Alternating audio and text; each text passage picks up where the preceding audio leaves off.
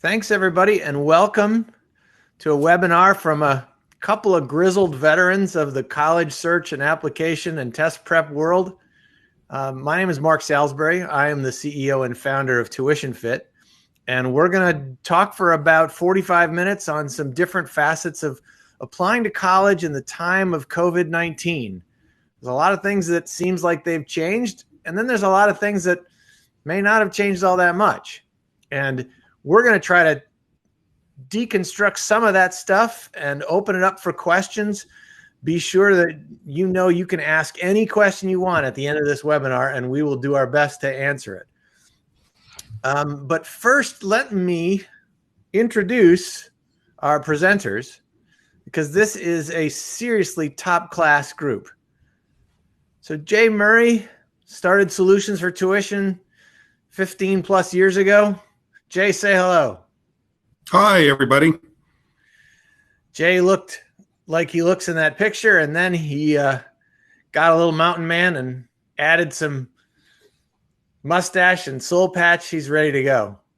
So Jay runs Solutions for Tuition, has been on the financial side of planning for college for a very long time, and is an incredibly savvy person when it comes to figuring out how to manage the financial side of college. Bill Houston. Evening, everybody. Great to be with you. I had to find a picture of you on the internet with the hat. Good call. I had to do a little bit of digging here, but I just felt like the hat needed to be a part of the entourage here, the look that makes you who you are. My hat will be taking questions at the end as well, if anyone has questions specifically for my hat.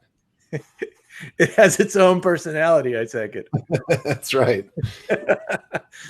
Bill started Mindfish a couple of decades ago now, almost, and is one of the foremost guys in prepping for tests and thinking about it in terms of more than just prepping for a single standardized test, but doing what all of this stuff can do to help you be successful as a college student and as a young person. And then that last guy, jury's still out on that guy, but I'm Mark Salisbury. I started TuitionFit a couple of years ago. I spent 25 years in higher education. I've been a part of making the sausage.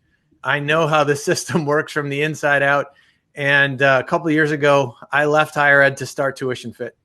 And I'll talk to you a little bit more about what that does later in the presentation here. So what we're going to try to do here is sort of lay out a framework here and then take as many questions as we can. To begin with, I think it's really important to start with a basic framework for choosing a college. There's an awful lot of folks that just launch into this thing and get sucked into whatever the marketing type is or whatever the messaging is or the spin is, without really thinking about how do we use what we really know about what college is supposed to do and how it actually works to frame how we choose a college. So I'm going to start with a basic framework for choosing a college that we are going to use to frame the rest of this conversation. Then I'm going to hand it over to Jay, and he's going to talk about financial considerations to consider, which is sort of a redundant way of saying what he'll talk about. And then I'm going to hand it to Bill, who's going to talk about the financial value of preparing to take the ACT and or the SAT. Then I'm going to try to carry my own weight here and talk about how we're using real pricing information throughout the college search to really help people have some clarity on cost. And then we're going to just open it up and you can ask us anything. Now, there's a chat window that you all have typed in already. If you want to add something there or you have a real pressing question, don't hesitate to throw it in the chat window. We will try to address those questions as they come in or sort of put them to the end of each section. Or if we feel like we have to, we'll put it at the end. But we're going to try to have as much time as we can for questions and maybe even go over if we have to. So let's launch right into this. So the first thing is, I think it's really valuable to have a couple of things about choosing a college that sort of sit right out in front. And the first one is the goal of college the whole point of doing this thing. It's not realized the day you show up, and it's not even realized after your first year. The goal of college is realized, really starts to come into fruition or come into focus the day after graduation. Parties are over. You got the robes up. You moved out of your dorm room or your apartment. You're back home. Maybe you got a job. Maybe you don't. But that's when two things become really important. And they become the sort of thing you got to hang your hat on. How much have you learned and how much have you grown? And then how broad are your options? And what we mean by that is sometimes all kinds of things that you could do after college, but you've got, for example, a whole bunch of loans you got to start paying off. And that means that some of those things you'd like to try to do, you can't do. And some of those things might really fit your passion. And so what we're hoping for here is that when you finish college, the day after college, you've both learned and grown a ton, and you have the broadest set of options actually available to you as possible. So you could decide, you know what, I'm going to go work for this little startup that I just think could change the world. I know they're not going to pay me very much, but I'm going to try it. Or I need to take a year to really find myself, and I'm going to go teach for America. Or I've got an opportunity to take a job that in a company in a different part of the world that I just want to go for it. Those are really important options to be able to have. You don't have to do them, but it would be much better to have those as possibilities than to just simply say, you know what, I can't do any of that stuff I'd really like to do because I have to start paying off these loans. The second thing is something that we all know, and yet we oftentimes forget. And 40 years of research on college student success all points to the same thing. The success in college and the success after college, accomplishing this goal, is primarily determined by what you do in college, not by what college you choose. Now, that doesn't mean you just sort of randomly pick a school, but it means that what you do in college is the stuff that's going to shape you. And once you've gotten there and once you got the sweatshirt, after that, that's when the stuff really matters. So taking both of these things into account, I think it's really valuable to start the college search and the whole conversation about choosing a college with these two pieces in mind. So with that, I'm going to hand it over to Jay. Thanks, Mark. As Mark mentioned, my name is Jay Murray. I'm the founder and president of Solutions for Tuition. And most importantly, I've been there. When I started the company, I had 2 kids in college and 1 in high school. So I've lived the dream. And it was through that process and subsequent training and experience that I really found a passion for helping parents reduce the cost of college by every means legal and ethical. That's what we do. And over the years, we've really fine-tuned our systems and processes and the way that we communicate with parents like you this evening. We're going to talk about academic changes due to COVID today. We're going to talk about what's new, but we're also going to talk about some of the old tried and true ways that you can save money on college. Our belief is that every family can save money on college. You'll do it in different ways. Obviously every family is different, and many colleges vary, and of course the students vary too. So that's part of what makes the process so complex, plus the fact that it's somewhat opaque. The colleges don't go out of their way to show you how to save money. So let's just jump right into it. What's changed? The standardized testing has changed tremendously. I'm not going to talk at all about that because our next speaker, Bill Houston of Mindfish, is going to cover that. But there have been a lot of changes. And those of you that may have students already in college or that have seniors in high school know this year has just been nuts. We still have a couple high school seniors, rising freshmen in college that haven't finalized their final decision, where in a normal year, that would have been done by May 1st. Colleges are competing more. They don't know. How many students are going to show up in the fall, even if they've placed deposits? We hear parents having conversations about, 4 months ago, we were fine with you being 1,500 miles away. Now, we'd be more comfortable with you in state or within a day's drive if the airport shut down. There's just so much that's happening, and it's very emotional. So, we're going to walk you through a lot of that so that you understand what's going on. The college visits and college tours, for the most part, have been canceled. And every college has a virtual tour. So you can hop on their website and you can, see some of the sites, and they're getting better and better. So most colleges have redone their virtual tours.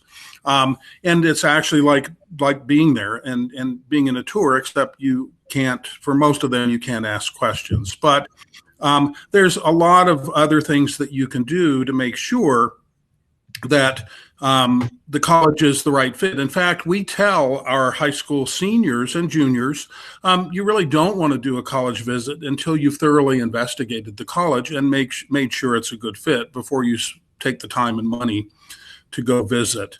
Probably the biggest question and controversy is, will learning on the college campus be remote or will it be in person?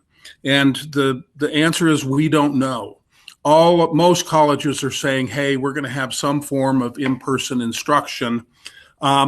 We don't know. And I don't think that they know. If they were to say, no, everything's going to be remote, a lot of students are saying, hey, I don't know if I want to pay that price to take online learning.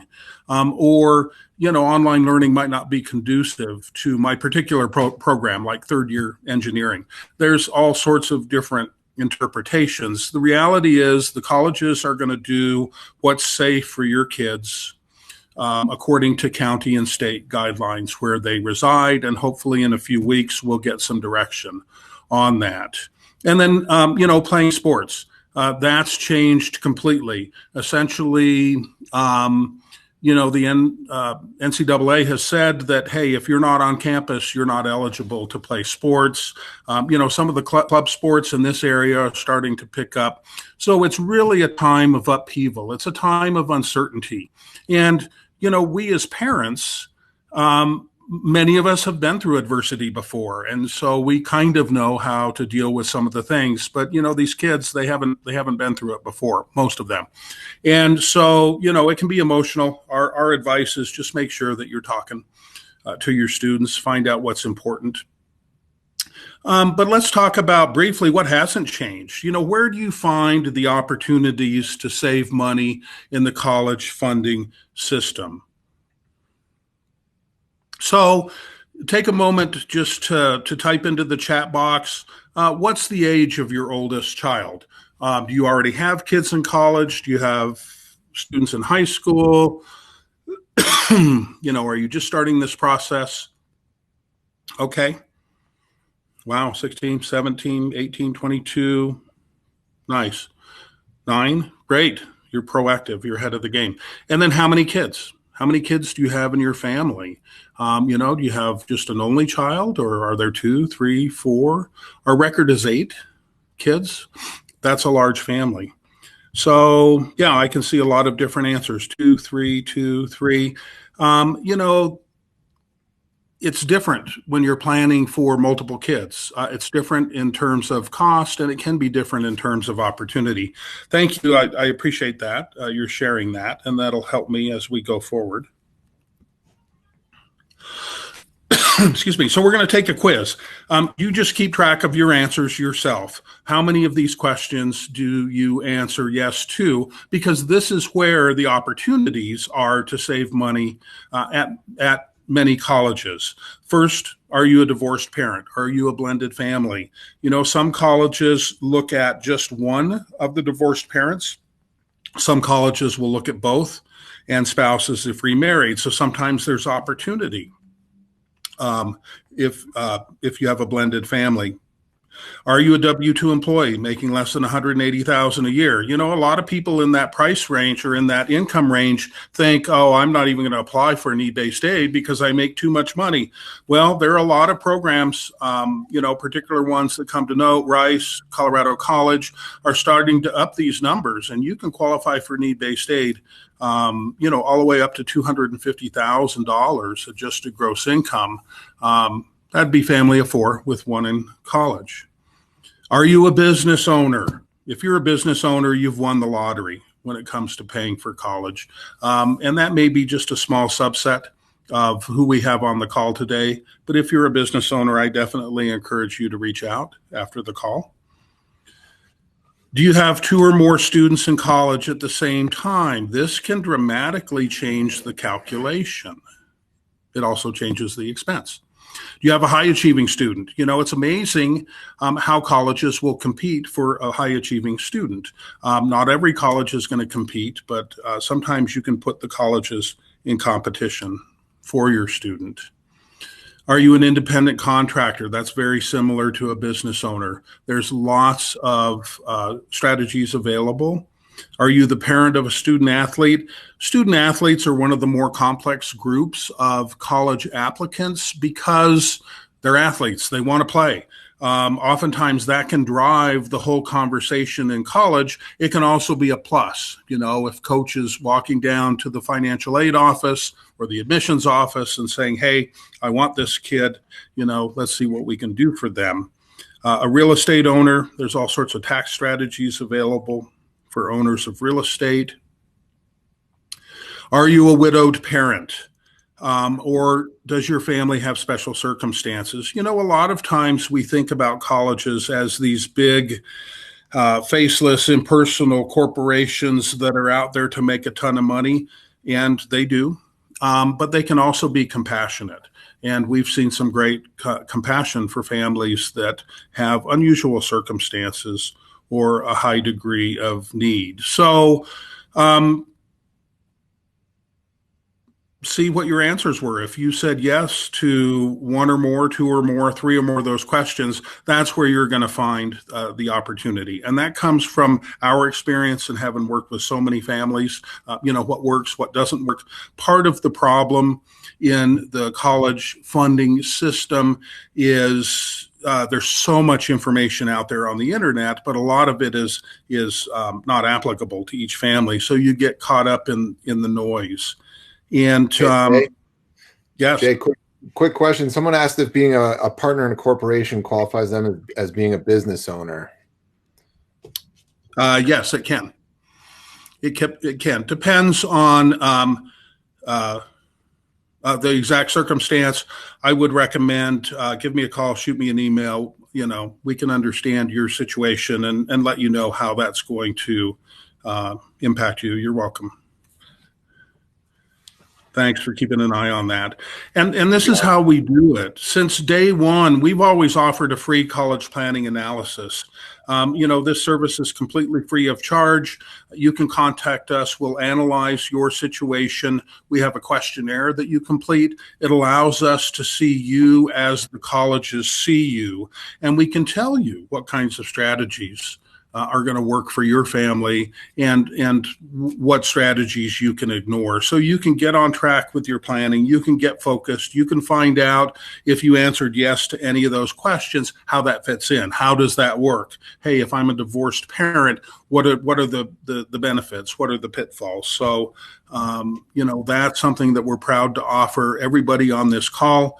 And it's completely free of charge, no obligation. It's typically very rewarding for us because we're able to give parents direction that they haven't had before and some ideas that you may not have had. If we can help you beyond that, we can certainly talk about how that works. So here's our contact information. You can call us, you can email us. I think everybody's going to get a copy of the slides, so you'll have this on there. So that's my down and dirty presentation of all of the ways that you can save money on college.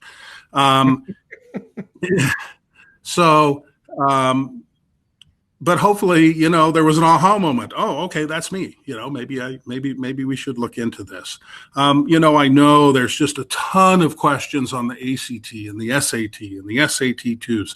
That's been the source of a lot of the big changes that we've seen, and it gives me great pleasure to introduce Bill Houston of Mindfish.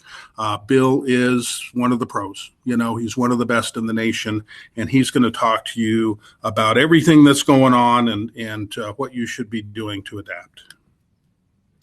Awesome. Thanks, Jay. The order of this presentation tonight is really great. Jay was talking about need-based aid and really the financial side of things. I'm going to introduce another type of financial aid, which is called merit-based aid, and we'll talk more about that in a second. And then what Mark does really, in addition to a lot of things, but one of the things Mark does is kind of synthesize those two things, need-based aid and merit-based aid, in his system, TuitionFit. So that'll be great to have him be the cleanup hitter, so to speak. Really glad to be here with you all. I see a bunch of names I recognize as Mindfish families. So Mindfish people, great to see you. Everybody else, my name is Bill, and I run a test preparation company called Mindfish. The title of my presentation kind of says it: test well, get in, and save money. And we're going to talk about how those things all kind of work together. And I'm going to talk pretty quickly here because I could talk all night, but no one wants that.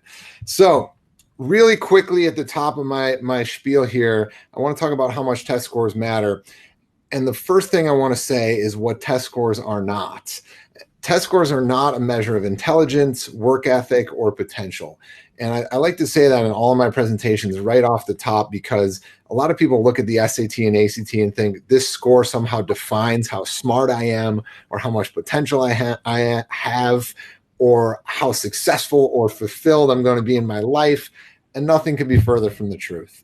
These scores are a practical tool to help colleges assess and group students.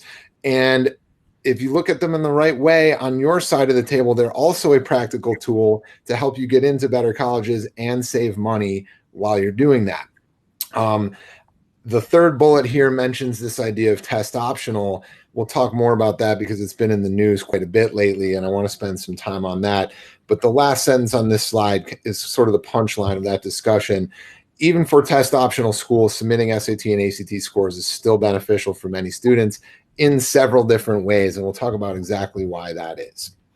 In terms of seeing how your scores position you as a student in various schools across the country, I just put together a very short slide on the average scores needed to gain admissions to a handful of randomly picked schools across the country. And what you're seeing here is the 25th, 50th, and 75th percentile scores for these 5 schools that I picked. And on the next page, we've got percentile rankings. These are from 2018, percentile rankings for SAT and ACT. Someone just asked, and this is kind of the million-dollar question right now, do we know what colleges and universities will be doing regarding admissions for the 2021 and 2022 school years? Yeah, a lot of schools are going test optional. I'm going to talk about that in a second. But the way I would actually answer that is to say admissions policies are changing daily right now, but that doesn't necessarily mean you should change your approach to this whole process. And I'll tell you what I mean in a few minutes.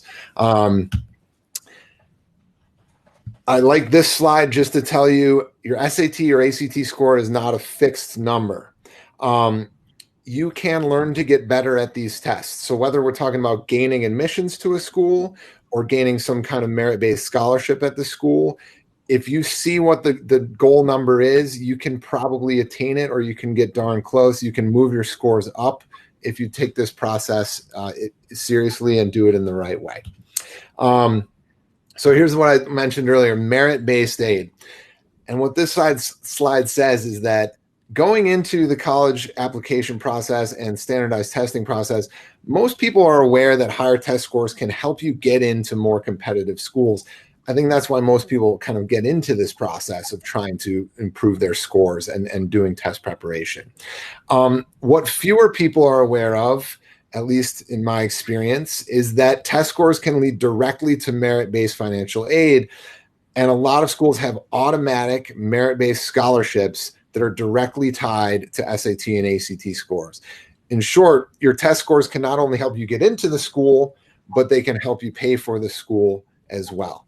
Third point on here, contrary to popular belief, to get a scholarship, and specifically a merit-based academic scholarship, you do not have to have top scores. You don't have to like ace this test to get a merit-based financial aid incentive at the school of your choice. So I have a couple tables here breaking down types of merit-based aid that are tied to test scores. And I started with my home school here. I live in Boulder, Colorado. So we've got University of Colorado Boulder here. These are automatic scholarship numbers for students in the state of Colorado who hit these GPA and ACT or SAT score levels. So if you have a 3.8 weighted high school GPA and you get a 30 on the ACT, $2,500 automatically deducted from your tuition every year. If you can get up to a 4.0 weighted GPA and score a 31, it's $3,500 a year. And if you're doing really well, 4.0 and a 33 plus or 1480 on the SAT, $5,000 a year, $20,000 over the course of a 4-year college career. That's real money. Someone just asked, are there different awards for out-of-state applicants? The answer is yes, and usually they're actually higher because out-of-state tuition is higher than in-state tuition. And some of my other charts will show that as well. So a lot of times I'll be talking to families and they're saying, well, you know, I've already got a 27. My kid's got a 27 on the ACT. He's doing well. He can get into CU Boulder. And I'll say, look, if he can get up to a 28, that's $10,000 in your pocket, right? And what we're really talking about is investment and return at that point. A lot of people look at test preparation and it's expensive. You know, it's usually a couple $1,000s of an expense to prepare adequately for the SAT or ACT. But if you match that up against the potential of, say, a $10,000 return in the form of a reduced tuition, it can make sense in a lot of cases. A couple other charts for you. This one actually this is for University of Oregon. And Gary, you asked this question about out-of-state applicants. This one shows you in-state and out-of-state applicants. And as I mentioned, you can see the out-of-state rewards are actually higher. If you got 25 on the ACT and 3.6 GPA, $7,500 a year at the University of Oregon. And so understanding these numbers is super important. If you can look at some schools that you might be potentially interested in, you can set a goal for yourself. And one thing I've learned in the test prep business is if you have a goal, that's the first step to achieving that goal, right? A lot of people come into the test prep thinking, I want to score as well as possible on the ACT. Well, if you can define well as being, hey, I need a 26 to get $10,000 a year in financial aid incentive, that's a big deal. Notice the difference between the two tiers here labeled Summit and Apex. We're talking 1 point on the ACT and 0.2 points on your GPA is $2,500 extra dollars a year for an out-of-state student at the University of Oregon, right? 1 point on the ACT, $2,500 a year. That's 10 grand over the course of a 4-year college career. Pretty amazing. Melinda, good question. How are applicants impacted if they go to a school that does not weight grades? I actually don't know the answer to that off the top of my head. Mark may know the answer to that. I'm not sure. I've got some, but I don't. You're on a roll. I don't want to break up your rhythm here, but we can talk about that later too, because I'm honestly interested because I don't know the answer to that question. Melinda, we will definitely talk about that during questions. So if we don't, send a somewhat terse message to remind me. Couple more charts here quickly. This is University of Tennessee for residents and non-residents. I like this University of Arizona chart because it shows you a couple things. It shows you how a very incremental score improvement can make a big difference. And it also shows you that you don't have to be the valedictorian or some kind of academic superstar to get very significant financial aid. right? And so GPA, University of Oregon, if you've got a 2.8, let's say GPA, and a 23 on the ACT, $2,000 a year.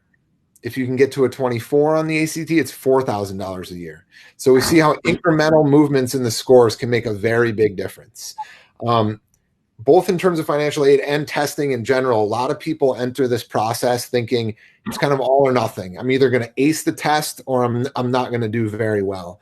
But within those two extreme ends of the spectrum, between those two extreme ends of the spectrum, there's a lot of room to move and gain some very serious financial aid that's really, again, tied solely to your GPA and test scores. Here's the question that someone brought up earlier that is on everybody's minds right now. Aren't schools dropping the SAT and ACT? Isn't everybody going test optional? The answer is, yeah, a lot of schools are adopting test optional policies. There's a link here, fairtest.org, that'll show you the full list of everyone who does have a test optional policy right now. And part of the reason for that is there have been some studies that show an increase in campus diversity at test optional schools.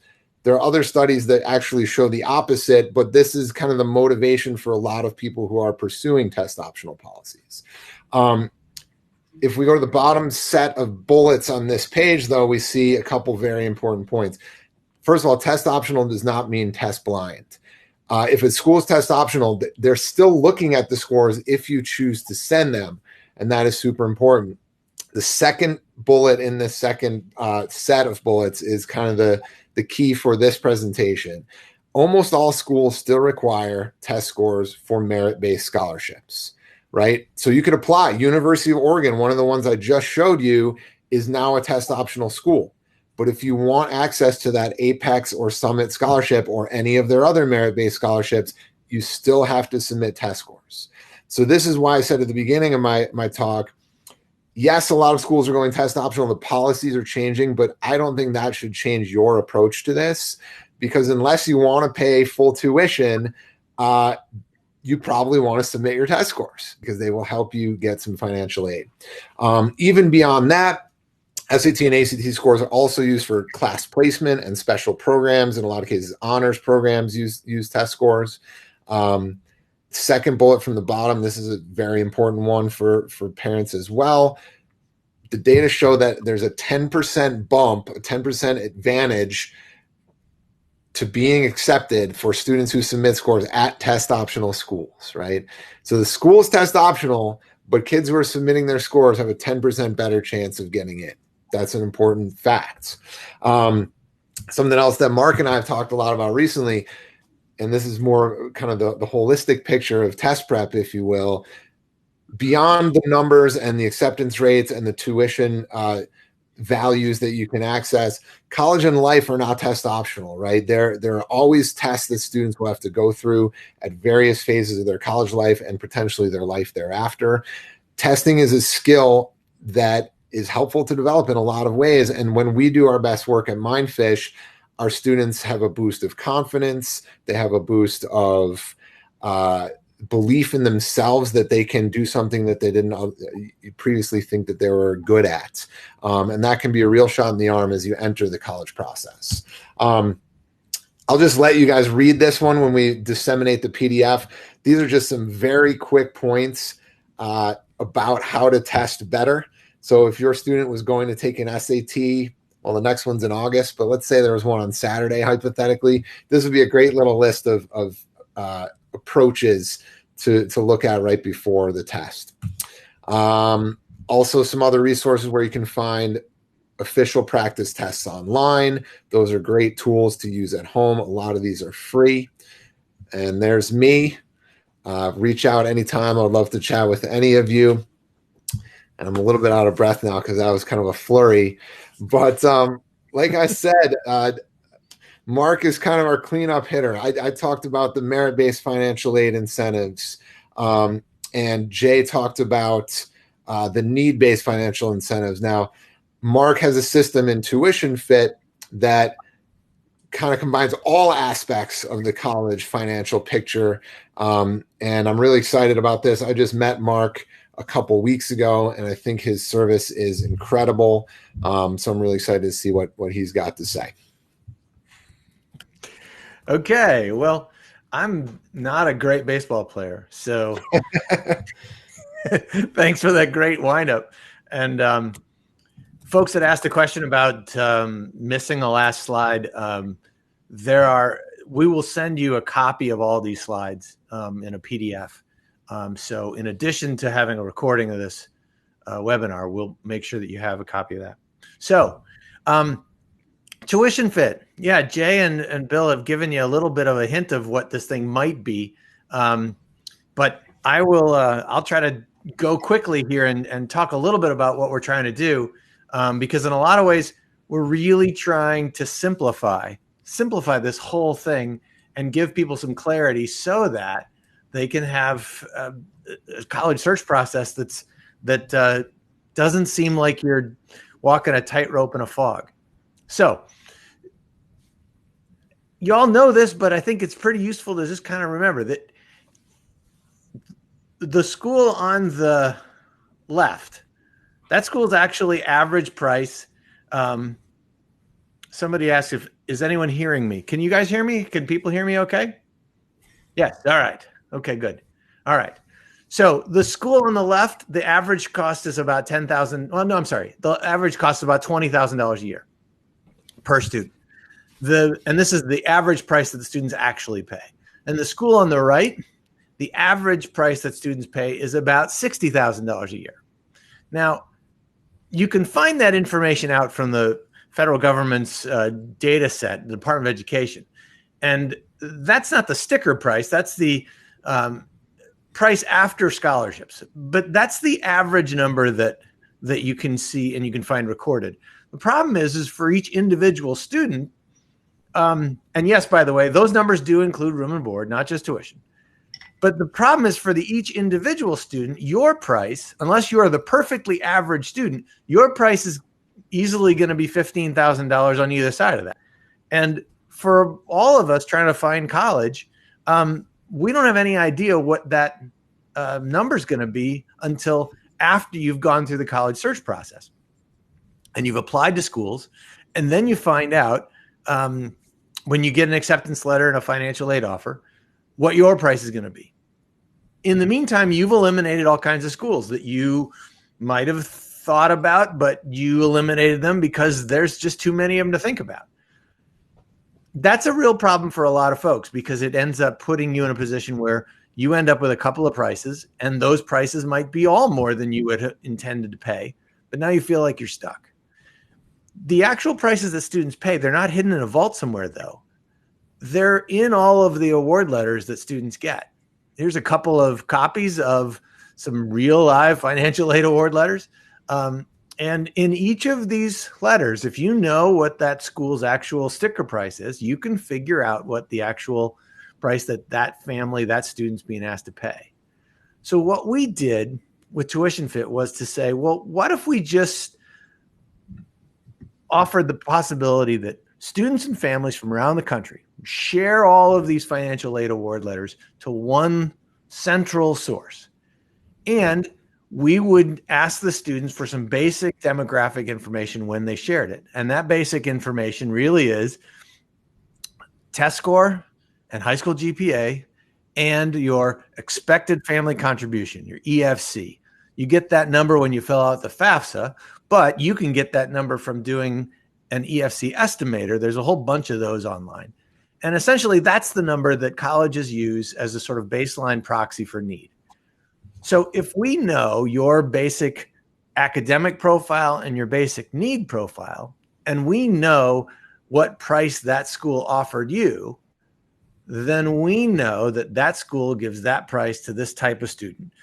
And if we can zoom that out by a couple of thousand, we can essentially show people the actual prices that they're going to be asked to pay. So that's what we did a couple of years ago is we built TuitionFit and we made it possible for the public to share financial aid award letters to TuitionFit's clearinghouse in the cloud.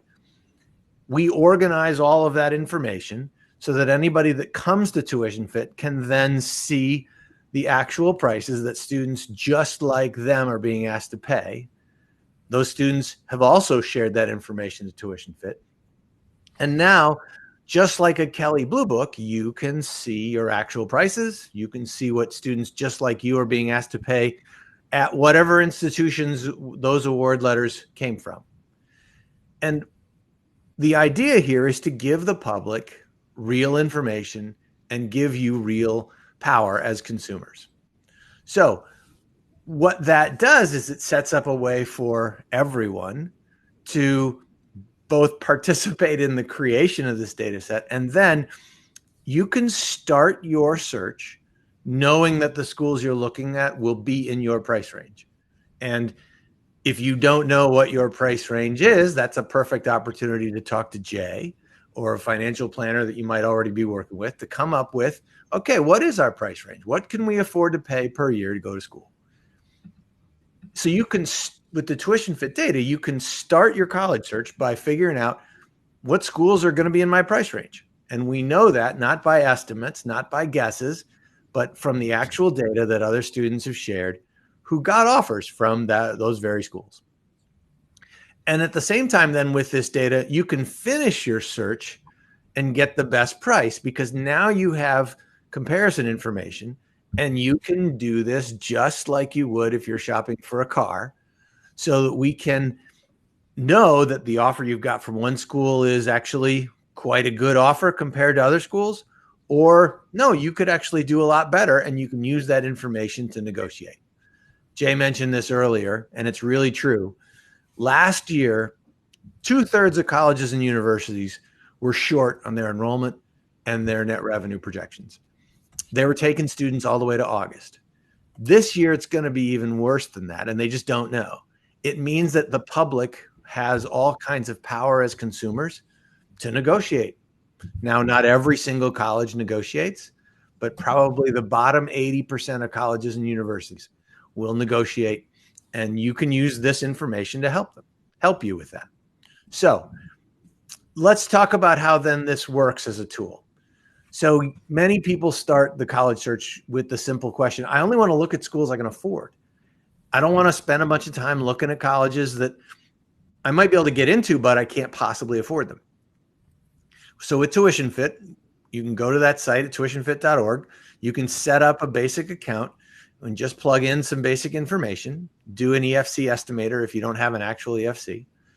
And you'll then see a whole list of colleges and universities that we have award letters shared by students just like you last year. And then where that red circle is a little slider, and you can move that up and down to pick the price range that you want to see the schools that offered you or someone like you in that price range last year. Now you have a list, and it's not an estimate. It's what that school offered students like you last year, and we know it because we have the award letters. This gives you all kinds of power to set that list. Now, what's really fun about this is that if you combine what we know from what Jay can do with what Mindfish can do and what Bill can do, you can start to really see how putting effort into those two places can help you set up so that you can save a lot of money on college.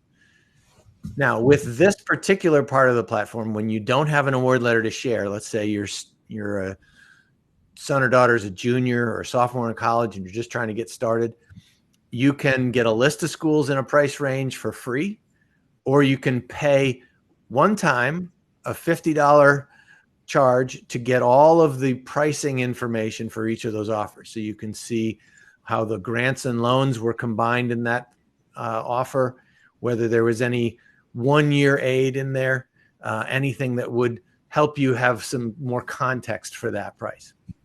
So that's at the very beginning of the college search. And this is all data that's coming from students just like you, families just like you, are sharing this information to make sure that we create a tool for everybody to be able to see it.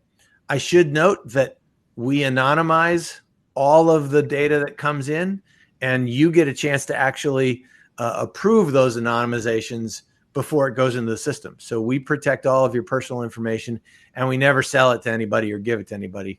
That would sort of defeat the purpose of this being a student-centered tool, wouldn't it? Now, when you get into your last year of high school, your senior year, you've submitted some applications, and now you're going to be thinking about, well, how do we use that information? Previously, this is a picture of the display from what a senior would see. Normally, this young woman here, she uploaded 4 award letters from the school she got into. She would just have these 4 choices to look at. Really nothing else she can do, because she thinks that's the full scope of what is possible. With TuitionFit, though, what can happen is, because she's shared with TuitionFit, now she gets free access to see what every other student who just like her shared. And in this particular case, she found out that another regional public institution in Illinois, where she was from, was $2,500 cheaper than the school she'd applied to. Wasn't any reason she didn't apply there. She just didn't have the time and didn't have the money to send out a bunch of applications. This information changed the way things work for her, and now she's saving $10,000 a year over 4 years.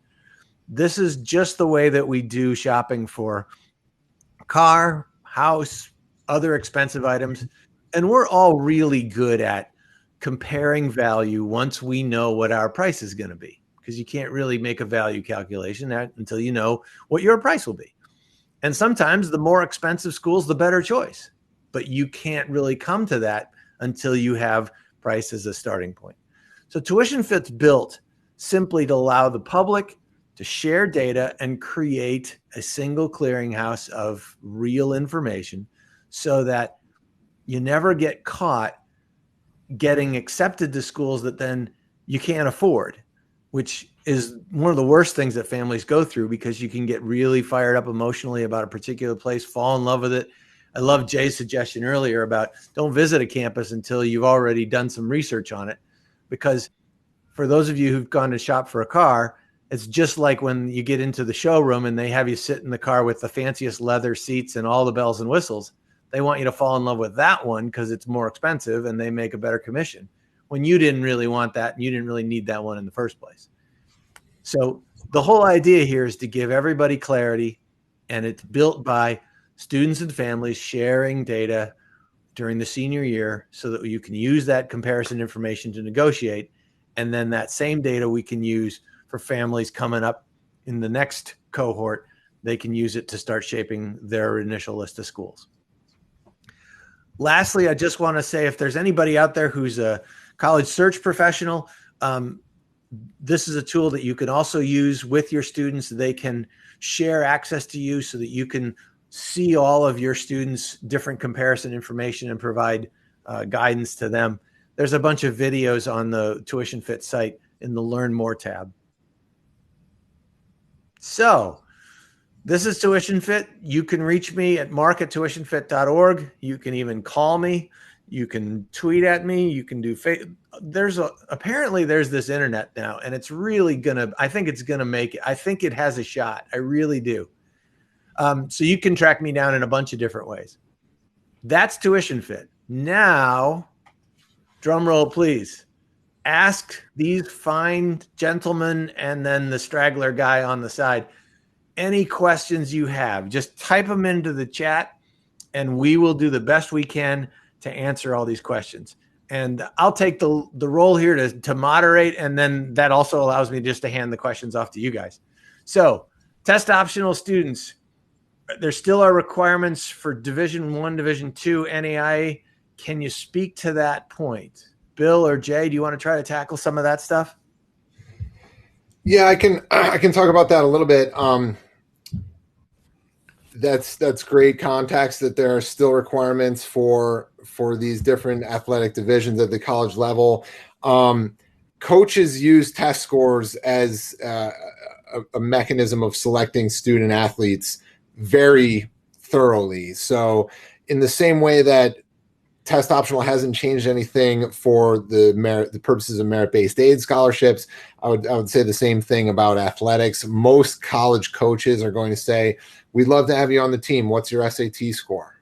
Something like this. So, test optional is a great policy for some students, but for the lion's share of students with whom I chat and with whom we do business, it hasn't changed that much. except that more people are talking about it. Most students, whether they're athletes, whether they're kids seeking merit-based aid scholarships, whether it's just kind of a quote normal student who wants their application to stand out a little bit better or just have a more full application, you still, in a lot of cases, still want to take these tests, still want to do as well as you can, and still want to submit the scores. Thanks for sharing that link, Gary. Yeah, there's a lot of moving parts in here, and I wouldn't be surprised if you see some of Division 2 and NAIA address some of those questions, but by and large, Right. the test optional piece isn't going to affect too much of that stuff. And oftentimes those minimum criteria are still pretty achievable for most. Nicole asked the question, looking at online EFC estimators, several are listed. Any recommend highly? Yes, there's the College Board. There's the FAFSA forecaster. You can actually go to the FAFSA site and they have their own estimator. There's also an easy EFC calculator out there. I haven't found, I guess the biggest thing that I've found with the EFC estimators is that the formula is not all that different, and it's not that hard to replicate. The more challenging EFC estimators out there, you can sort of tell right away that they were made by quantitative numbers nerds like me, where they just put together a spreadsheet and they got a bunch of terms in there that seem kind of hard to make sense of. The easy ones, they treat them like a conversation, and it's more of a question, one question at a time. They don't necessarily try to take you down into the weeds too much. But by and large, they're all going to be fine. There's none that I've found where the estimated EFC is going to be way off. Jay, have you any experience with any of these EFC estimators? Extensive experience. Yeah, I think that the one that, we offer that in our free college planning analysis. And yeah, we have pretty accurate software. There can be a huge range, and EFC calculators are notoriously inaccurate. That's why you see so many disclaimers at the beginning of them. Many private colleges just use the College Boards.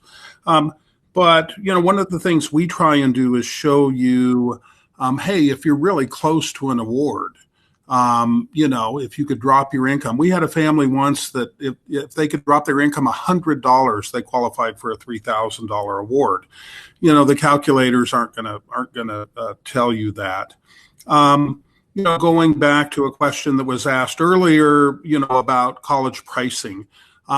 The net price calculator is based on the college's published cost of attendance.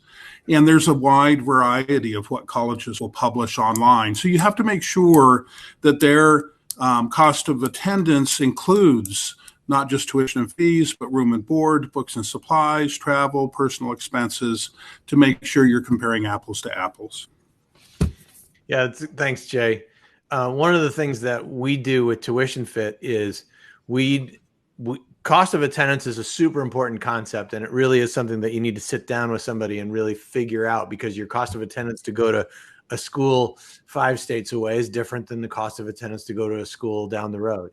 But what we use at TuitionFit is we just use what's called direct cost, tuition, fees, room, and board, because that's the way that we've found to be able to sort of compare apples to apples when it comes to comparing prices across institutions. But that's not the same as comparing what your actual costs are going to be. And Jay, you were right to point out, EFCs are notoriously erroneous in terms of representing what a family actually can afford to pay. But it's a formula that's been around for a long time. And it's one of those things where the federal government, I think, just says, well, everybody gets stuck with the same bad formula, so we're good with it. There was another question here about differences in awards between Division I and Division III schools. Jay, do you want to talk about that a little bit? Well, I think Gary posted a link to the NCAA on there. But basically, D1 and D2 schools can give athletic scholarships. D3 schools may not. They give academic scholarships, and they can be very generous. Sometimes they'll use an academic scholarship to entice an athlete, but they can't give true athletic scholarships. But that information on that website, the NC2A, is phenomenal. There's just, I think it's a 35-page brochure that they have. If you download it, it's free. A lot of great information on how the different divisions work. Thanks, Jay. Bill, there's a question here for you about SAT subject tests in the fall. What's your thoughts there? Yeah, I saw that. A lot of schools are not prioritizing the SAT subject tests anymore. There are a handful of schools that recommend them and a handful that require them. And so I would basically say, unless the schools that you are applying to, or the schools that are kind of on the top of your list, require or recommend SAT subject tests, I don't think you need to make them a big priority this fall. Especially given kind of the uncertainty around these tests in the current moment. I think a lot of schools are going to look at them even less than they normally do. But in general, the SAT subject tests are kind of on the way out. A bunch of prominent schools have stopped taking them, like Caltech and MIT, which were sort of the poster schools for the type of schools that would take subject tests in the past, no longer require them. I don't think it's a huge priority unless you know that they're required or recommended by a school that you're applying to. Okay. Yeah, great. Let's see here. What other questions do you see coming up? Melinda. She's back. Thanks for following up on that, Melinda. She was very kind. Like I said, terse. She could be like kind of sharp with me if we didn't get back to it, but she's very this is like eloquent and comprehensive. Phenomenal. Melinda, I didn't know that Devlin didn't weight grades except APs. That's very interesting for me to know that. I'm looking at your whole comment there. As far as admissions goes, I think that most schools will know how to interpret the GPA from a school like Devlin, because all schools have slightly different systems. And Devlin is well known to be a top school here in Colorado. I'm not, as I said earlier, I'm not sure how unweighted grades are factored into merit-based aid cutoffs. Mark, you said you thought you might have a thought on that, or Jay, do you have a thought on that? Yeah, it's a good point. The Waldorf schools are in the same situation. The colleges have software that can compare not only a grade point average, but the rigor of the courses taken between high schools. So parents worry that it's not fair. Well, there's schools in New York that offer 14-point A's. So, that's the extreme. So basically they can, the admissions people are very well educated. They know every high school in the nation, and They understand how the system works, but they also have software to help them compare. So it's a true apples to apples comparison. So you're not disadvantaged. The valedictorian having a 4.3 and the valedictorian of, say, a public high school has a 4.8. The college admissions team is able to evaluate that at a deeper level. So don't worry about that. Do they have similar ways of applying that to aid specifically, though? I know they do that for admissions purposes. I'm curious because I don't know the answer. Yeah, oftentimes a school will reconstruct the student's GPA based on their own analysis of that transcript. And as Jay said, sometimes they've got software that they can use. Oftentimes they have software that sort of tries to sort of triangulate rigor when they really want to look at this. But many times we're not, unless you're really talking about the incredibly selective institutions, college, this isn't an issue of getting in. It's more an issue of, whether you might qualify for some merit aid. And if you're looking at a school that is incredibly selective, in many cases, those schools have very little merit aid, and all their aid goes to need.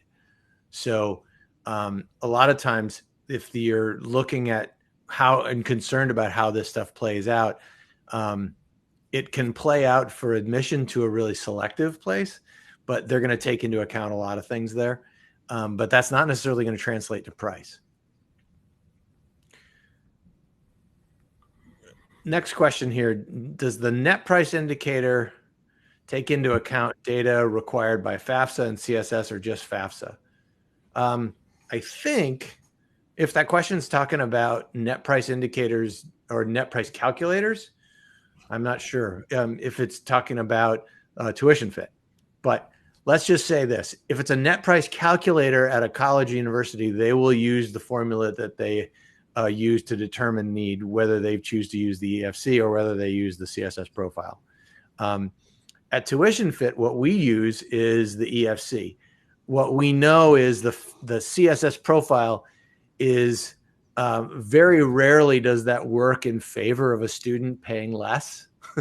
For example, the CSS profile is going to try to find out if you've got a divorced family or a blended family. They're going to see if they can get some money from everybody that has some sort of connection to the student. They're also going to look at equity in the home. So it doesn't necessarily help you. But what we did was we chose to use the EFC because most students have an EFC and the minority of students will have done the CSS profile. See here, schools require you to fill out the FAFSA in order to be considered for merit aid. Schools will often say that they want you to fill out the FAFSA even if you don't think you'll qualify for need-based aid, because more and more institutions will have these large sort of scholarship buckets that they'll pull money from, although I know somebody will yell at me and tell me it's not an actual bucket. But they will say that the criteria for those particular aid awards include both need and merit. And so they'll use need as a sort of tiebreaker. So it really does make sense to do the FAFSA. I think there's a rare case where it makes sense. It doesn't make sense to do the FAFSA. Jay, what do you think of that? There's never an instance where it doesn't make sense to fill out the financial aid forms. We do it for all of our clients, regardless of whether we think they're going to qualify for need-based aid or not. And there's three reasons. One is a question that was just typed in by Troy. Do schools require you to fill out the FAFSA in order to be considered for merit aid? Many do. They want that information, even if you're not financial aid qualified. The second reason is that many schools, if you don't fill out the financial aid forms initially as a freshman or each subsequent year, and you come to them later, let's say that you've had a catastrophic event and that you now need to file, many schools will gap you. They'll say you have to wait a year because you didn't fill out these forms in the past. And lastly, it forms a basis for negotiation with the college. A college is not going to entertain an appeal or the types of appeals that we do if you haven't filed those forms. And lastly, the argument for wealthy families filling it out, if you make more than $10 million a year, the income line is all nines. I think on the assets, it's all nines at 100 million. You send one of those across somebody's desk and you're going to get their attention. That's a possible benefactor for the college. It should make a difference. But many wealthy families don't want to share that information. But it's our policy. Every family fills out the FAFSA and CSS profile if required. Great. Thanks, Jay. This has been really fun. I got to say, I really enjoyed doing a webinar with you guys. Likewise. From both of you. You too. Thank you very much, Jay and Bill, for joining me and being a part of this. Thank you, Mark. All of you that have attended, we will send out a recording. We have a recording going right now, and we will probably put it up on YouTube and send you a link. And we will also send you a PDF of the entire presentation so that all the different little details in here, you'll be able to track those down. Thanks to everybody for attending and all your questions. Really appreciate it. And hope that you will continue to keep in mind that when you're starting to look at college, think about what do you want things to be like for your son or daughter the day after graduation? And remember that no matter where you go, it's what you do in college that matters. And that's what makes a difference. So good luck with everybody. And please reach out if you have any questions or if there's anything else we can do for you. Thank you. Thanks, everybody. Thank you.